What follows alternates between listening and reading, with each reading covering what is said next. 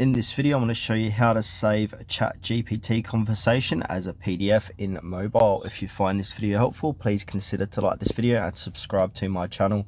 In saying that, let's just jump straight into the video.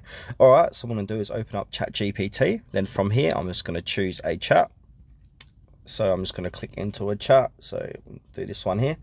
Now, if I want to go ahead and save this conversation as a PDF, what I need to do is click on the three dots on the top of the page here and then click share. Then from here, I want to go ahead and click on share link. And now I want to go ahead and copy this link.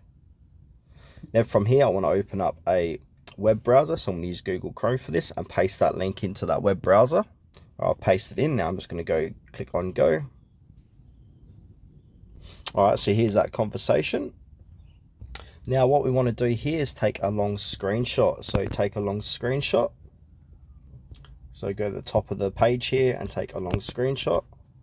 So I'm just going to click the down arrow and get all this information. Then once I've got everything, I'm just going to pause this video and get back to you after I've taken the long screenshot. All right, so there's the long screenshot. Now I want to click into it. Then from here, I want to click on the three dots on the top right hand corner and then click onto print. From here, where it says still drop down menu, go ahead and click on save as PDF and then click on the download the orange or the yellow download a PDF on there. And now select the folder you'd like to save that conversation as a PDF in. I'm just going to do internal storage. You can change it. I'm just going to go ahead and click done.